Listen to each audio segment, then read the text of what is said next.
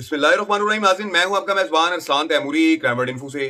नाज़रीन, सियालकोट के इलाका चाइना चौक में एक ऐसा दिलखराश वाक़या पेश आया कि जिसने हमारे मुआशरे की आंखें खोल के रख दी हैं।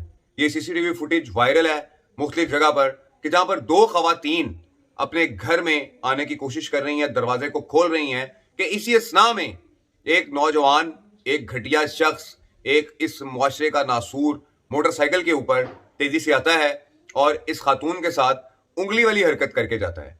नाज़रीन, पहले भी इसी तरीके से एक खातून के साथ एक शख्स ने ऐसी हरकत की थी कि जिस पर सीसीडी ने उसकी उंगली फ्राई कर दी थी और वो उसका जो पिस्टल जो है वो उंगली में चल गया था। इस किस्म का वाकया जो है वो पेश आया था।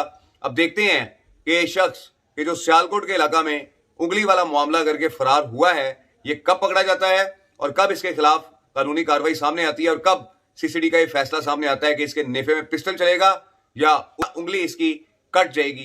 ये नाज़रीन सूरत हाल है कि इस शख्स ने फिर हरकत की है। नाज़रीन, मैं हैरान हूं कि रोजाना ये जो मुआशरे के नासूर हैं, जिनके दिमागों में गंद भरा हुआ है, ये इस किस्म के मामला देख रहे हैं कि कैसे सीसीडी जो है वो नेफे में पिस्टल चल रहे हैं, सौदे उड़ रहे हैं, उंगलियां कट रही हैं। उसके बावजूद ये लोग बाज नहीं आते हैं नाज़रीन अपनी इस किस्म की घटिया हरकतों से। इनका क्या किया जाए, किस तरीके से इस मुआशरे को सुधारा जाए, समझ से बालातर हुई है नाज़रीन ये बात कि ये लोग देख भी रहे हैं कि क्या चल क्या रहा है हमारे मुल्क में, लेकिन उसके बावजूद बाज नहीं आते हैं। नाज़रीन, फिर सीसीडी इनका सही इलाज कर रही है ना। इनकी बीमारी का हल फिर सीसीडी के पास ही है ना कि फिर ये पड़े रहते हैं बिस्तरों में या उंगलियां कटवा के फिरेंगे तो पता लगेगा, लोग पूछेंगे तुम्हारी उंगली कहाँ गई है, तो बताएं ना कि ये उंगली फ्राई हो गई है कि मैंने गंदी हरकत की थी। ये नाज़रीन इन लोगों के साथ होना चाहिए कि जैसे ये शख्स ने हरकत की है।